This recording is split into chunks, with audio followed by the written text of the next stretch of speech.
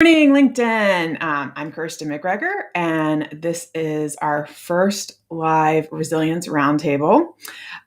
This is something new. We're learning the live platform, so there may be some kinks in the system here as we go along. But I'm hoping to have colleagues on LinkedIn Live where we talk about our own industries and businesses and how we're working in the post-pandemic world and how we incorporate resilience. So today we have Colleen Kendrick, and Colleen and I actually met a while ago when she was working on her dissertation, and she has her own company. I'm going to let her expand on all this, but her company is Kendrick and Company, and she is a professor and she is a podcaster of the Mom Shuffle, which is a new endeavor that she has going on. So, Colleen, I'm going to let you expand on how you got to this. Sure. So thanks for having me today. I love doing this stuff and talking about things that are happening right now. I think there's great benefit in collaborating that way. I am a senior lecturer in the marketing department at Rowan University in South Jersey, and have been running my consulting firm, Kendrick and Company, for 6 years. And we primarily work in spaces that focus on everything from small business to nonprofits to healthcare. I also am a fellow in the American College of Healthcare Executives, spent a lot of time in my career working in public health and healthcare administration. And so alongside all of that, as you mentioned, I also recently launched a new project as part of the Mom Shuffle. And the Mom Shuffle basically is a community of moms who are building businesses, whether they're entrepreneurs or senior level executives. And so we've been using that podcast platform to tell the stories of folks. I like to say the folks that are Main Street, not Wall Street, the folks that are building businesses to make impacts in their families and their communities. And right now, that conversation, as you can imagine, is quite dynamic considering the challenges of the last 18 months or so. Absolutely. And of course, par for the course, right? When I was transitioning to you, my son ran in here asking me a question. So, of course. So I know we're going to get into that a little bit. And that's why I think it's so important that you're doing this podcast right now. But I kind of wanted to get a feel, especially for the people on LinkedIn who some of them do know you, some of them don't. But how you got to starting your own company, because that is a pretty big deal to do. And I think people think it comes easy, especially for consulting. But because you're not necessarily making trinkets, and doing a startup, but it takes a lot of guts, especially as a working mom. So I was wondering if you could tell us how you got to that journey, throughout your career to get to that point of starting your own company. Sure. I think maybe a blessing and a curse is that I'm terrible at letting an opportunity pass me by. So I'm always just interested in what could be, what I could learn, what I could try.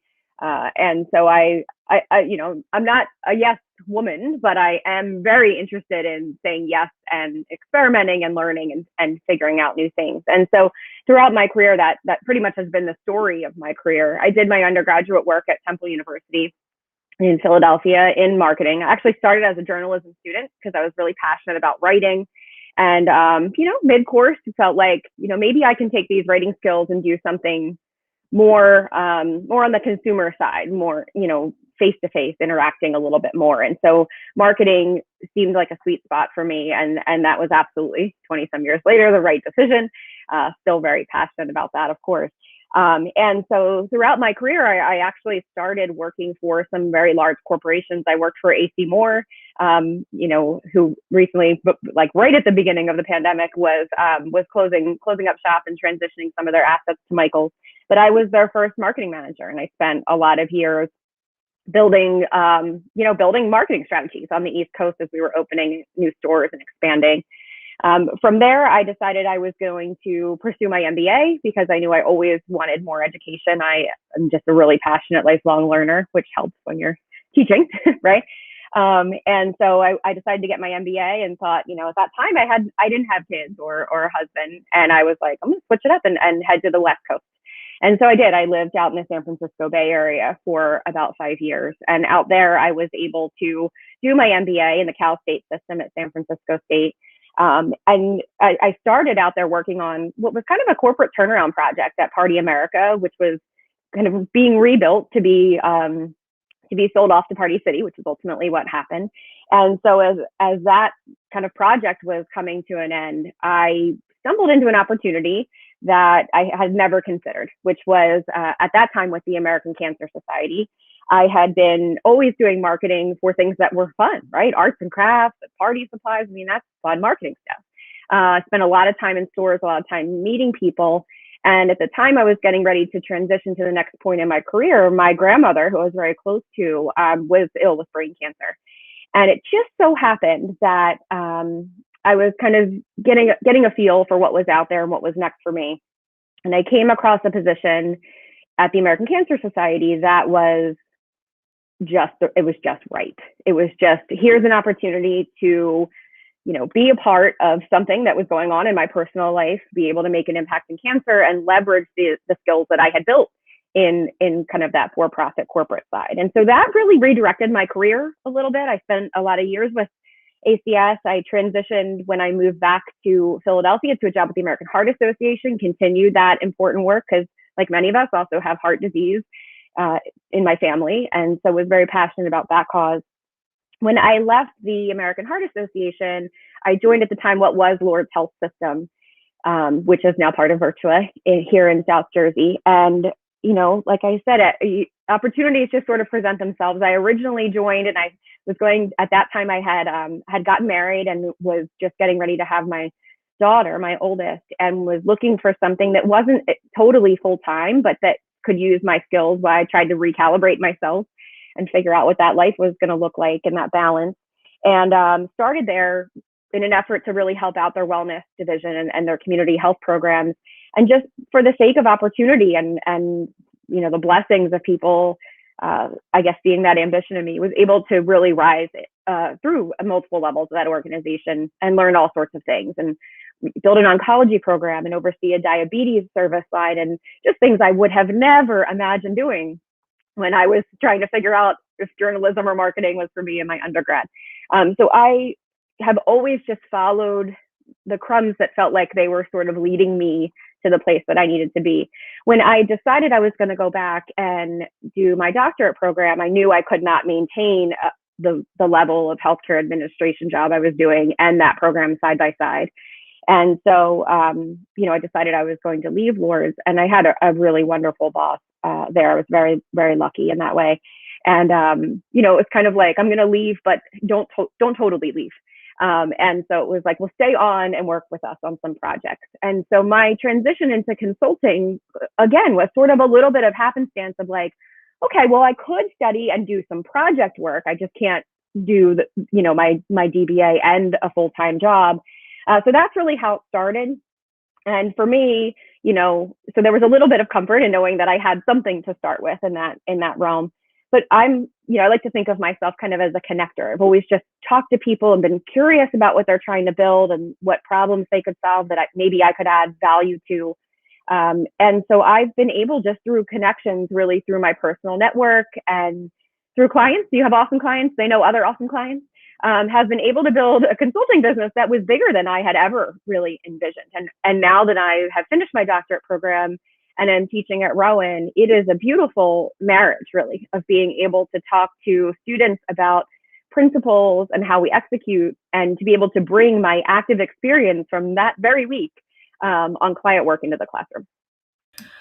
First of all, I love hearing your story, and this is why I'm looking forward to doing this more, because everybody's journey is a little different. But what I'm taking from this are two things that, first of all, you had passions that were directly related to whether it was something going on in your family.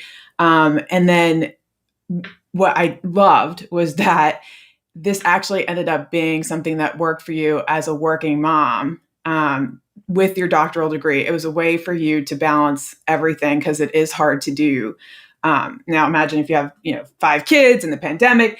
This is what I see the silver lining for.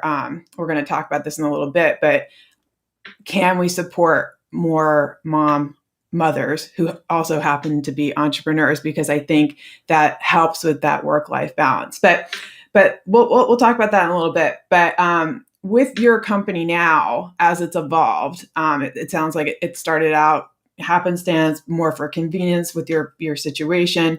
But I know, having worked with you, that you've and I know you have a wide network, but do you work with specific types of clients? Like, what's your mission with how you approach your business? What kind of services? So if someone doesn't know you, like, what kind of services do you offer?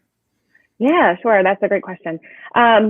First of all, I think like most of us in the consulting world, I have to be interested in what you're doing because I'm very authentic in the way um, I live my life and the way I conduct my business. And so, if I am going to help you build your brand and market on your behalf, I am going to believe in that. And so, I think that's hurdle one: is, are you doing something that I think is good and exciting and something that I can add value to? Because I'm also not going to pretend that you need me if you don't need me, or if there's a better resource that's a better fit for you. Um, but what I have learned is that we always, all of us know something that somebody else doesn't know. And so that's where we can bring value. And when I'm looking at clients, I absolutely, for sure, have a sweet spot for small businesses. I love people who are willing to take that risk and follow their passion. And one of the challenges in the small business world, as many of us know, is, marketing is really essential, but it also can be, to get marketing services, whether they're turnkey or whether you're getting advising, can get really expensive. And so I am very mindful of, what exactly at the core can I help you with? What can I teach you? What skills can I give you to enable you to help yourself? And so I love working with small businesses. I've done small business summer sessions and free monthly coaching, where people can just talk to me about what's going on, because I know that sometimes that is really cost prohibitive. But I love small business. Outside of that, I certainly do work in both for-profit and nonprofit worlds, heavily nonprofit these days. And that's, of course, nothing against for-profit clients for sure, but heavily nonprofit, just because, as we talked about, being passionate about the mission of something is meaningful, and that's just it's always been part of my story. And so I love that nonprofit work. I think, having been in health administration and health promotion throughout my career, I really get the nonprofit work in a way of understanding what it looks like on both sides, what it looks like from the donor perspective, what it looks like from the fundraising perspective, and from operations. But what I love about having early for-profit experience in my career is I think it frames the way I examine problems differently. Because I am, whether I'm working with for-profit or nonprofit clients or small businesses, I'm looking at everybody as if their brand is going to be a big brand. Their brand is going to need to take a variety of actions that companies are taking when they have $0 or millions of dollars. And so I kind of go in eyes wide open to that. But yeah, my biggest filters are: do you have a business that's doing something that I believe in? Do you have a need where I think I can add value for you? And then I think a lot of us, in the consulting world, also just want to like the people that we're working with. I think that's the thing, do I feel like when we connect that we are getting each other and that we personally are going to enjoy having, an ongoing relationship? Yeah, and right there, that's actually one of the reasons someone actually said, "Why are you doing these LinkedIn live things and doing, videos on LinkedIn?" And I think the one challenge of LinkedIn, I think it's a great platform for obviously business, B2B business, and reaching out. But sometimes, at least for me, I know for me, my profile and my posts, they're obviously very business and policy oriented. So I come off as a policy wonk without a personality, and people want to work with people that they enjoy and trust, and you build up that authenticity. And it's not, but you can't really pick up on that just with some posts. So I'm hoping that this platform here with these live videos is something that we can continue to help people with that. But that's absolutely huge. Now, in addition to your business, and this is how we met, was when you were doing some research for your thesis. So do you want to talk, because that's a huge endeavor too. So do you want to talk about how you decided to go in that direction, and then what it was that you studied, and Sure. all that? Yeah, it's my third baby. I always say my two real children, and then my book of child of dissertation. Um, yeah, and that's another place where when you are going to spend that amount of time, you want to be doing it on something that you're interested in and engaged in. And for me, listening to the story of my background there, you can probably imagine that I also wanted it to be something that was meaningful and helpful to people. And so what I studied actually in the course of my dissertation, and we're all probably so sick of talking about COVID times, right? But I wanted to figure out, here I'm in New Jersey, if you can see the bottom half of my state there hanging behind me, in South Jersey, we experienced, when the first huge wave of COVID happened back in March of 2020, 12 weeks of business closure. And so businesses here were, non-essential businesses effectively were closed from March to June. As you well know, right? Huge, massive, like, disruption, like, once, hopefully in a lifetime, knock on wood, disruption. And so what I wanted to figure out was not just the nuts and bolts of, like, how are people paying their bills, right? Because there were plenty of people thinking about that and thinking about assistance programs. What I was trying to figure out is how, when that happens to you as a business owner, are you continuing to communicate with your customers to do a number of things, to keep delivering value, right? Keep giving them what they are used to getting from you, whether that's a product or service, and keeping your business alive. And what does that look like? And so for me, I was very interested in how folks were doing that on social media channels. And I decided to look at, again, a non-essential business. So what we would call DIY workshops. So think about, like, your hammer and stain and your board and brush, places where people were gathering together. And the core of the business was bringing people together physically in a room to work on a project. That couldn't happen. There was zero of that for 12 weeks. And, even beyond that 12 weeks, right, rolling back into easing restrictions, it was a very long time before those businesses were back to normal. And so what I wanted to figure out was, how were those folks running those businesses talking to their customers? And so looking at the target market for those types of businesses, it became clear to me, when I was looking at utilization, that Facebook was the primary platform where that most of that activity was happening. And so what I did is I started looking at 12 different businesses around the state that fit that model, and examining what was happening. Were they posting things that were educational to kind of keep interest building? Were they posting promotional things to try to sell things and generate revenue? Were they posting silly memes, right, and lighthearted, humorous stuff just to keep people engaged? We all needed a little levity during that time. What was it that they were doing to try to just keep that conversation going with their customers? And what I found out was, of course, it was a mix of all of those things I just described. And when you looked at each unique business, they were doing them in different formulations. Some businesses went heavy on the humor.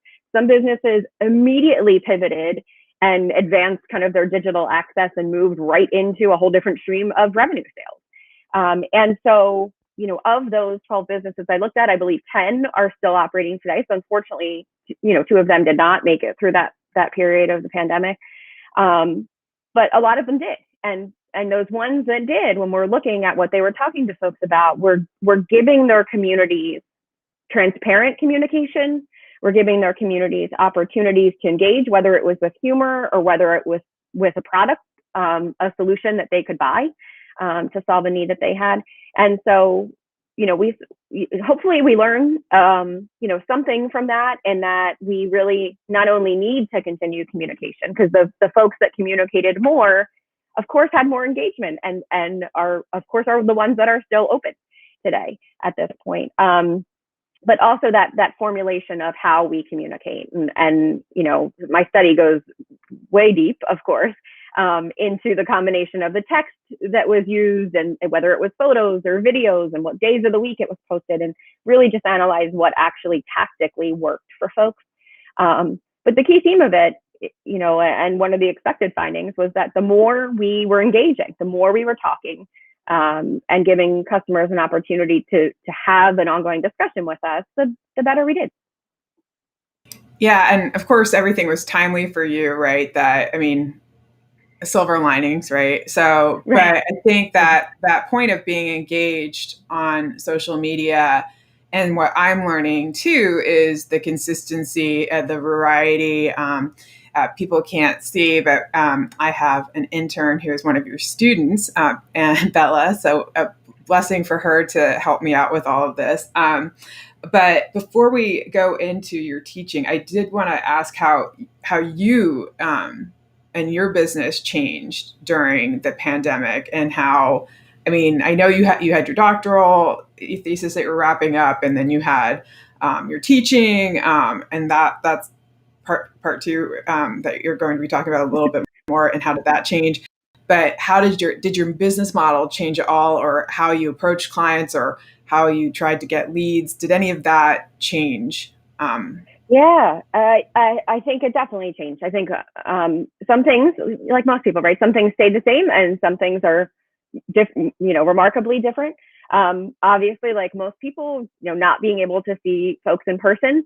In my regular, pre, pandemic period consulting business, I was not spending a lot of like face to face across the table time with clients, because typically we kind of get set up on a plan, and we either have a time frame of an agreement for something we're doing short term, or we have a retainer agreement, and so we're working together over the course of years at a time. And so we were not forcing face-to-face meetings when we didn't need face-to-face meetings, so we were catching up by phone and by Zoom. And so we had already had some comfort level. We certainly did way more of it than we would have done. And I actually am looking forward to sitting at a table with a number of people very soon, just to see everybody in person again. And so we were lucky that a lot of what we do on the regular with our clients is heavily virtual, right? Because if we're doing graphic design, or we're working on something on social media strategy, we're doing all of that on our computers anyway. We're not typically sitting next to somebody doing that. And so that was one good thing for us, is it wasn't wildly disruptive as if we closed an office location. The other thing, I think, that when we talk about silver linings, two other things. One is that it allowed me to get introduced to some clients who had needs. Some of them just would have probably come to us anyway. Some of them came to us as a result of some of the challenges happening with the pandemic, had been referred by other clients, but weren't actually local. And so we were never going to have the opportunity to physically maybe be in the same space with them. And so it made for a much easier transition to support people that were all over the US with their businesses, because we were relying on it being virtual. And so that was really nice, as I think it really expanded what our typical service area looked like in a lot of ways. But I think my favorite thing, if there can be a favorite thing that comes out of all of this, is just that I have had the opportunity, and my team members as well, not just myself, have had the opportunity to get to know the people we work with in a different light. And so, myself, right, I have two little ones upstairs. I know your son was popping in earlier, right? That's just life, right? Especially for those of us who are moms, who are entrepreneurs. I bring all of me to work every day, and all of me is part mom. And so for so long, it's like, okay, well, when you show up at the meeting, you didn't bring your children to the meeting. But if I show up in the meeting here, maybe my kids are here. They live here. I'm sitting in my home right now. They could pop in at any point. And so, and that was happening for clients too. It was like, hey, I'm logging on, but also my fussy baby is not cooperating. So she's right here and she's adorable. And I'm like, yes, show me your baby. So I love that I know other bits of people's lives in a way that I didn't. And I love that this has somehow normalized that, because it's normal. Like we were, like hiding your whole life just to be this robot of a business person. Like that's not it anymore. And I love that that's not it anymore. And I love that if my kid comes in and I have to open something for him, that we just do this and we move on with our day, and everyone waves and he's cute. So that is my favorite thing that's come out of it. That's my favorite change to the way we've been doing business, is that I know people better, and I understand more about their whole selves coming to work. What are they bringing? Whether, benefits, challenges, whatever it might be. Now, were you teaching at Rowan during the pandemic? Yeah. So yeah, why don't you tell us about, well, first of all, like what you teach and how that works, but then how that changed teaching. I'm guessing at least partly remote. Yeah. So I've been, over the last 18 months, pretty much all over the place. in the teaching world. And so I teach a couple of different courses at Rowan. I teach some sophomore level sections of what's called Principles of Marketing, which is exactly what it sounds like. All of the core foundational stuff you need to know to be able to go on to advanced marketing classes. And then I teach the marketing minor capstone course, which is a junior senior level course, also in a high level elective if there's space to fit more students in, and that's called the marketing plan. And so we basically take all of the things we learned from principles on up, and we go, how do we package this together if we were in industry and we were given a project to work on?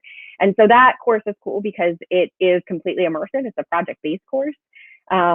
So very different, more lecture heavy, more principled in the principles class, which makes sense, right? But much more casual, much more immersive in the marketing plan class. And then I've also had the benefit, not every semester, but about every other semester, I teach the marketing management course to MBAs as well, which quickly became a favorite of mine because I love hearing everyone else's industry experience and what they've learned and how they approach things. It makes all of the students better to hear that. And it certainly makes me a better teacher to be thinking about the things I'm learning from them. And so that is a great thing to be able to be a part of. So when the world closed, when March happened and everything was like, oh my gosh, we were mid-semester and everything went online. So we finished out that semester where that huge impact happened entirely remote. And then the following year, we were in a hybrid situation. And so we had started the year out online, both semesters, for a couple of weeks to kind of let campus get in and settled and kind of get a health status check, I think, on how everyone was doing. And then we moved to the opportunity to have some of what was called physical presence optional classes, where I would be present in the classroom. And if students were comfortable coming into the classroom, all of us fully masked, of course, they would come in person. And then the other students would be watching on a live stream. So I like to say it was like students here, there, and everywhere. That's definitely what it felt like. It was like talking to you here, I'm talking to someone on the screen. So it was certainly interesting and challenging, but it worked in the midst of what we were doing. And so I love the vibrancy of a campus environment. So when we were given the opportunity to potentially teach in the classroom, even if it was only a handful of students that were physically present, I took that opportunity. Because for me, that was important and it was something I wanted to do.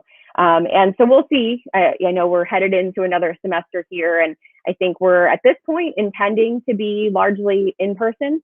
But certainly, being an entrepreneur, I'm prepared for what any of those scenarios look like. And I've crafted my syllabi for the semester, knowing that there it could be fluid and that things may even change midstream. And so we'll keep our fingers crossed, hope for the best. Now, you mentioned being a mom, and I'm a mom, and I think that also brings some empathy for people's situations. Everybody's situation, of course, is unique. And I've been doing a little research about the impact on women, particularly mothers, whether they're entrepreneurs. I'd really like to get more into that, but the workforce in general, the statistics are not good, but the silver lining is that they are seeing more women and mothers be entrepreneurs. How did this, and you mentioned you have two, so how did that impact your life at all, and impact your business? I mean, I know it did. So basically, how has this changed for you? Is it just that kind of just go with the flow and know you can't have, as you mentioned, a robot type business personality, or what were there different approaches to things? What did you do? Yeah. So, I mean, the circumstances, were so, I just felt so variable. My children were home doing virtual school, which I feel like for my second grader, who is my more introverted one to begin with, she kind of was in the zone, and she likes school. She's a good student. My son, who I also should say is a good student, so he doesn't think I don't believe that.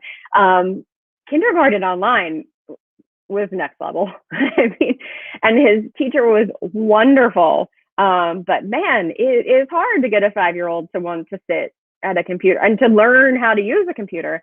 And so, my husband's office was remote for a time and then hybrid for a time. And I feel like we literally just took every day and we're like, okay, what does tomorrow look like, and who is troubleshooting what when, and how do we get from there to dinner time. And that really was how it was for months at a time. It was like, okay, well, tomorrow I've got really important calls at these times, so you need to be nearby if there's a school issue, a computer issue, whatever's going on with remote learning. And then tomorrow I can handle that if you've got to do this. So the beauty of the work that I do in the consulting world is that every day is a different day, right? So I'm working with clients who have different deadlines for projects, different meeting times they want, different opportunities that pop up. And so I'm not a person who really plans my week more than a week in advance. I sit down on Sunday night with my little notepad that's got all of the days blocked out, and I put in everything I know is going to happen.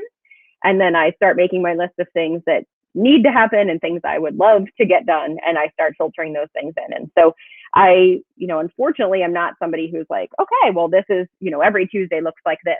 Other than my teaching schedule, which is regular, those windows of time, there's not a lot of regularity in my business. I love that. And in this situation, I think that actually probably worked in my favor, because I'm used to not really knowing what tomorrow looks like, or being aware at least that tomorrow could be intercepted by something that I didn't see coming. But yeah, I mean, props to the teachers that were doing that online. I'm so thankful that my husband was able to. I don't know how I would have been able to do it without the supports that I had in place. Yeah, and I think that's too acknowledging the teachers, how they had to pivot, and so many of them were moms with kids at home running around while they were trying to teach other kids and make sure that they're okay. And so, yeah, for teachers, there's props there too.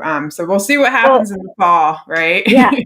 We've all got our fingers crossed. And I think it's funny. I think one of the things I appreciated about the teachers, and not teaching K-12 myself, teaching college is a little different, of course.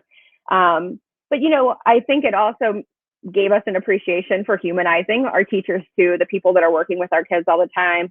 Every one of my classes, if I was, I started every semester online. And so my kids were here while all of my, I don't call them kids, but all of my students were online. And I would bring my kids in and be like, hi, these are your new classmates, meet my children. And then my dog would come in and look out the window, and people would be like, your dog's so cute, right? It's just life. And so I also am cool with the fact that my students get to see what that is like for me, because it's one thing to be able to say to them, hey guys, I'm an entrepreneur, I'm an educator, I am a mom, right? And like we kind of can visualize that, right? But we don't really know. But when I'm teaching you a class and the dog's barking because somebody's delivering something, and my kid comes in with a lollipop to open, and like life is just happening, it humanizes and really gives us a very clear vision of some of the challenges of that picture, and some of the beauty of working in the flexibility of that, maybe.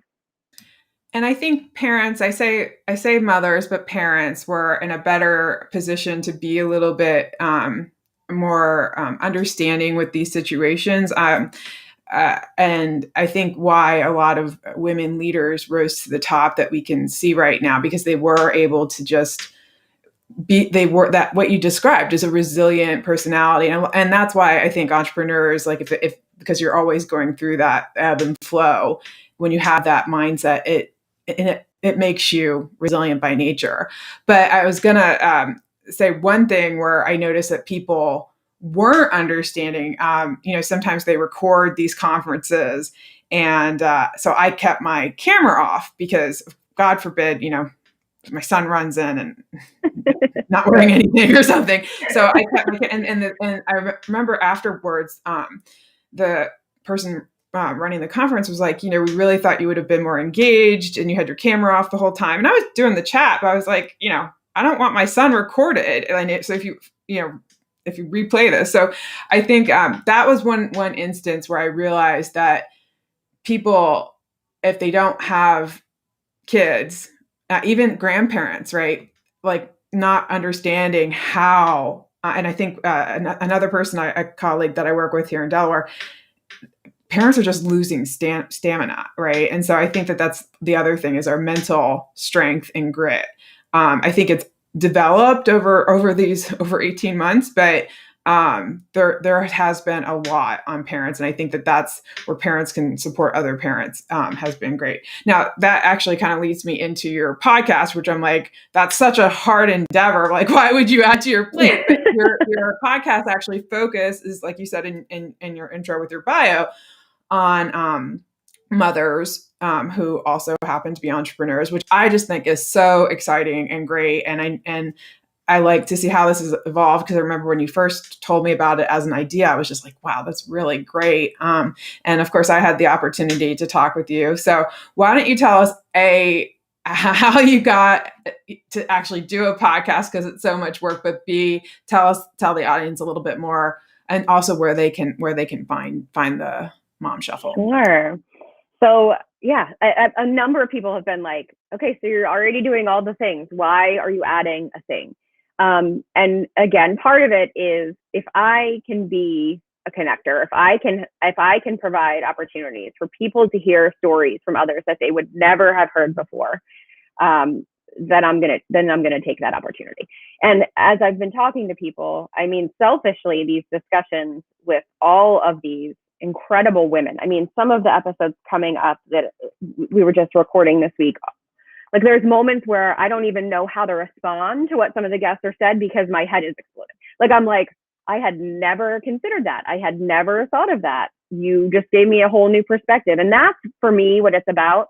But I think the most interesting thing is we get so used to hearing all these success stories are about people that made, multi-million dollars and billion-dollar businesses. And that's wonderful, because there are great things that we can learn from their stories. And I'm not discounting them in any way, but that's not most of us. Most of us who are moms who own businesses are not even aiming to run a billion-dollar business. We just want to run a good business that fulfills our passions, that connects us with people we enjoy working with, that works in our lives. And so I wanted to have those discussions. And so I've been talking to people from all over the US. I actually had an interview yesterday with someone in Canada as well about what that looks like. And so, how did you get where you are? Why did you decide that it was time to build this business? How are you navigating that business along with your family? And what expertise can we learn from you? What do you know that we all should know, that we haven't had a chance to access before? And so I want to be a facilitator for those kinds of conversations, because some of those people, none of us would have ever met. And they say really meaningful things that we can take and try to think about how to use in our lives. And so that's really what's in it for me, is I want to tell the stories, and I want us to think about the things that we hear. There is an absolute undercurrent in every single interview, no matter what state people are living in, what age they started their business, how many children they have. There are some very common challenges with being a mom and an entrepreneur. And, we jokingly, across multiple episodes of the podcast, have talked about that elusive balance, right? Has anyone achieved it? Is anyone doing it right? What's the secret? Is there pixie dust? Who has balance? Balance is elusive, and it's probably, in at least the way we think about the ideal of it, a pipe dream. And it looks different for everybody. And so what is balance for me today even might look different than what was balance for me 6 months ago.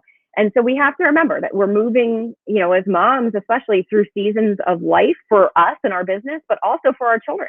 Having young children and teenagers is a very different season of life to manage. So those are the conversations that I wanted to bring to light. I absolutely, like, if I could talk to people every day, all day about these things, I would be thrilled with that. It's such good stuff. And so anybody who hasn't had a chance to listen, we are pretty much any place that you could find your favorite podcast. So Apple Podcasts, Google Podcasts, Audible, Spotify, Stitcher, iHeart. If you're looking for podcasts, you can find us there. Just search The Mom Shuffle.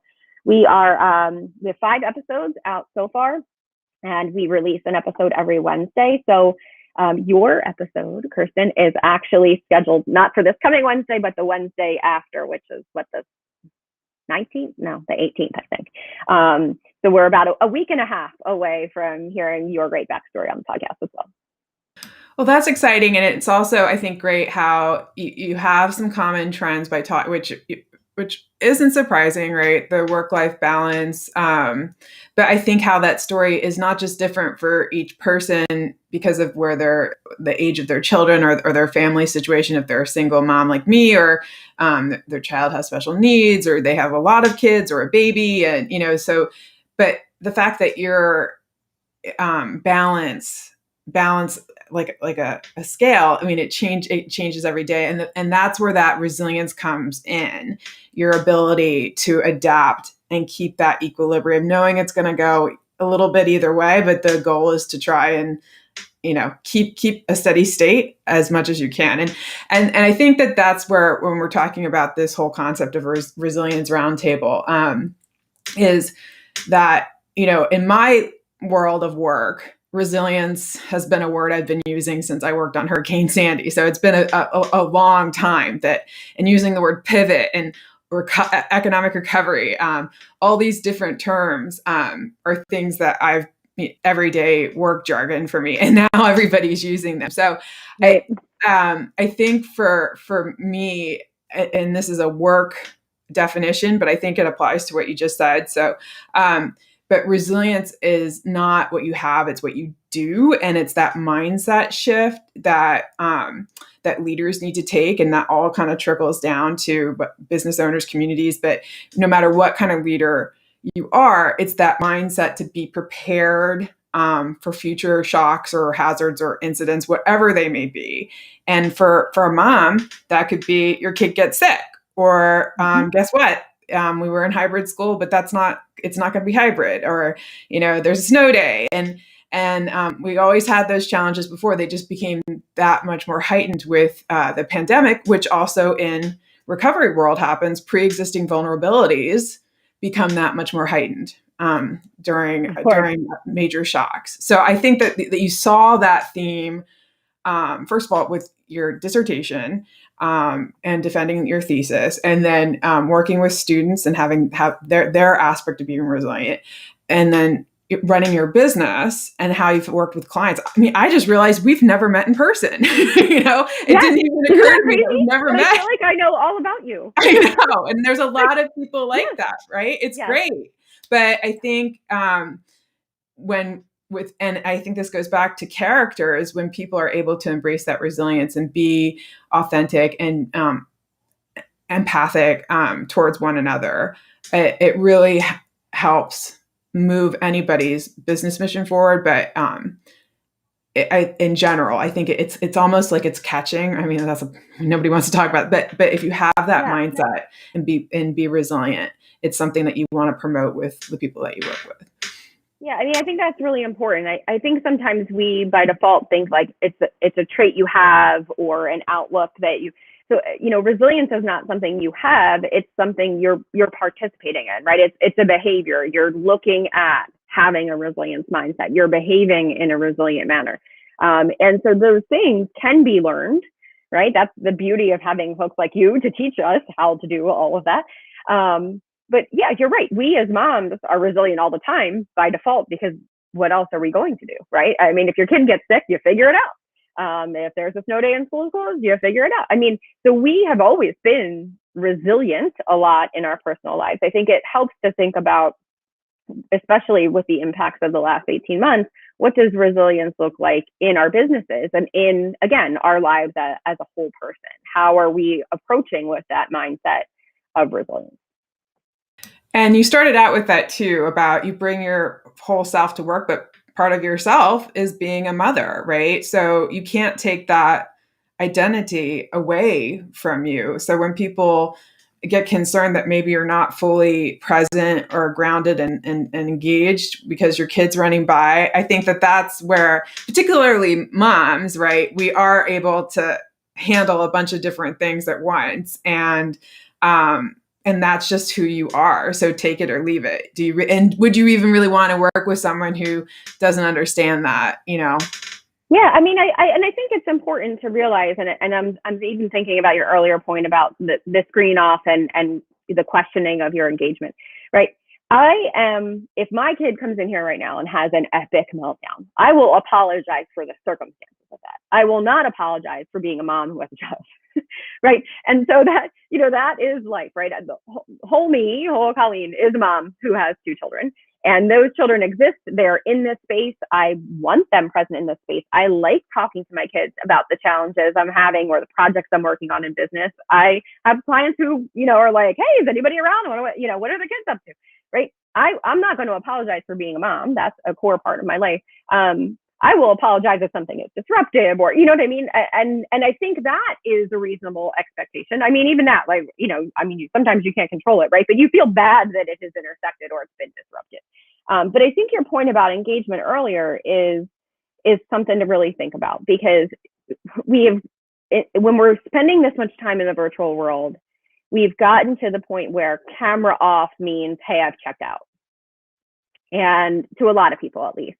And that's not necessarily the case. And I can tell you, as somebody who was teaching tons of little boxes, right, in the course of the semester with students, that, you have to meet people where they are. Like you said, if you're in a conference and you're there for hours on end in workshops, and it is not necessary that anybody is staring at you while someone else presents, you participating in the chat, making notes, turning your camera off because you're, drinking a cup of coffee, and that might be distracting to people. Okay, that's life. And so I think we also have to be careful about, this black and white hard cut on engagement is like, you're either shiny and happy and present, or you turn your camera off, and I've assumed that you've walked away. Now, look, are there people that turn their cameras off and walk away? Sure. Right. I mean, that's one of the downfalls, but we can't just purely judge engagement about based on someone's camera status at any given point in time. We have to meet people where they are. And sometimes people are not sitting in a circumstance that they want to show off, on a live stream or at an event. And that's okay. That's life. Well, and the other thing is too, I think that there's been studies about this, we all know, but that there is Zoom fatigue. It doesn't matter what platform you're using, right? That just actually, and there's actually some studies about women, right? Because by nature, you look at your makeup or you look at yourself, and and how that's been handled, like from a mental health standpoint. But I think our schedules have gotten to the point where it's Zoom. You can't even grab lunch. I think it is having that sense, and that's where I think a lot of ego comes in, because usually it's your own event, right, that you worry about if somebody doesn't have their camera on, right? You don't really worry about if it's someone else's event. So that's where it's sort of like having grace and embracing that, and it's not all about you. Right? Yeah, and the other thing to consider is, the long running joke, right, is could this meeting have been an email, right? We've been saying that since before the pandemic, because we've all sat in meetings where we're like, why are we? And there's definitely been times I've looked around meetings and thought, well, the hour that we're taking from all of these people who have really big jobs and really high hourly rates or whatever, like, is it worth what we're talking about in this one meeting? Or could this have been an email or a Slack or, whatever it could have been? I think, when we talk about things like Zoom fatigue, I think we started out well-meaning, like, okay, we won't see each other in person, but we'll see each other online. And now everyone's kind of sick of staring at it, because when you're in a meeting, you're also not staring at yourself. Like, no way. Like, you ever look? I'm so like really expressionist, right? So I'm making faces this whole meeting. I will watch the playback and cringe at myself, right? Because I'm like, oh my gosh, that talking with the hands, the faces, right? And so, but could this meeting have been an email? But could this Zoom have been a Zoom without video stream? Could this Zoom have been a phone call? Could this Zoom have been an email? And so I just had a conversation with someone the other day, and she was like, I just want to pick your brain about something for 20 minutes. I was like, absolutely, let's do this. You're welcome to Zoom with me, or I'm completely fine if we do this old fashioned thing where we just call each other, because I don't really feel like our conversation is changed by me staring at you or myself on the screen. And she said, I'll call you. And I was like, yeah, like, I don't have to get on and dial in. My phone is going to ring. I'm going to have a lovely conversation with someone, and I'm going to hang up. And I didn't have to worry about what my hair looked like. And that's wonderful. So I think we also, there's some midway mitigation to Zoom fatigue. Is we don't have to Zoom in the way where everyone is, dressed as if they're at work and sitting present. If we need to get on a Zoom because we're file sharing, cool, then maybe the person talking turns their camera on or whatever. But we don't all need to force that all the time either. And that is harder on women, right? Because if we were going to the office, a lot of us would do our hair, would do our makeup, and so it feels like you still have to do that for Zoom. So some of those conveniences of the access on Zoom don't really go away. Yeah, and I do like makeup, but I've noticed I have to wear more for these Zooms because it just. Well, I've even had people comment like, "Oh, you look so tired," and that's another thing. I don't know that men have those comments, right? That, "Oh, you look so tired," or "Oh, you look sick." So that's a whole other story about women and men in the workforce, right? Yeah, give it a little grace.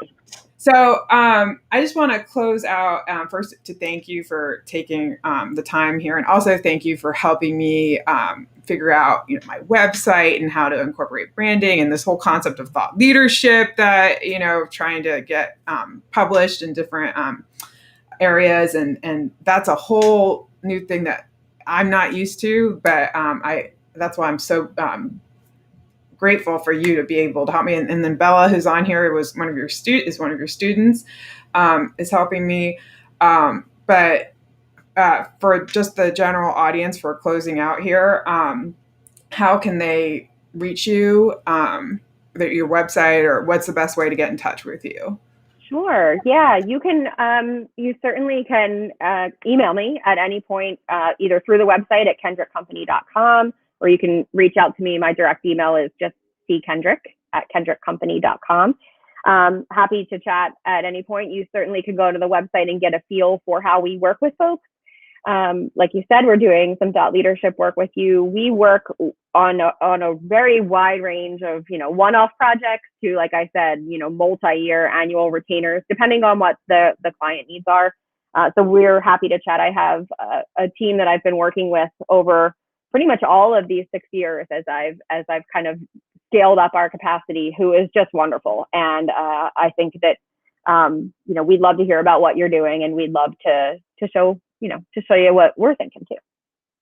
And we'll put your website and make sure that your podcast is listed in the comments below. Again, I'm learning this whole platform for live. Yeah. I didn't even know one time if it was recording or not. So I was speaking into space and it wasn't recording. Well, you made it. Yeah, but so I think it posts, and then we'll put that in the comments, those links, so people can reach you. That's perfect. Yeah, and so for me, for anybody who is watching this who doesn't know me, I'm Kirsten McGregor. My company is Sagax Associates, SAGAX Associates. You can reach me on the website that Colleen helped me with, which is sagaxassociates.com, and you can go over there too and sign up for our newsletter. That's the best way to keep up to date with all the different things that we're working on this side of the recording here. We are doing a lot of exciting things. And like I said, Bella, who people can't see, but she's behind the scenes here, it has been very helpful in making sure that I'm able to keep moving forward. And that's another thing I think for me, for my lesson learned, I'll have you close out with maybe your words of wisdom. But for me, knowing that I can't do it all and I'm not going to have it all, and actually paying other people, and Cora, my assistant, I've had a research business development person who just went on to grad school. I'm so proud of her, Sydney. But hiring people to help you, because especially now, there's no way I would have been able to do it all without working with, even if it's just on a one little project.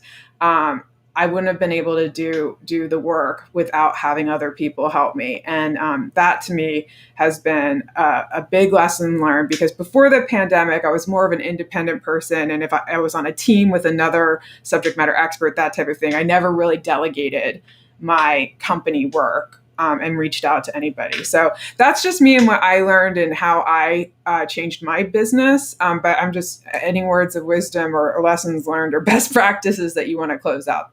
Yeah, and I'll build off of what you just said.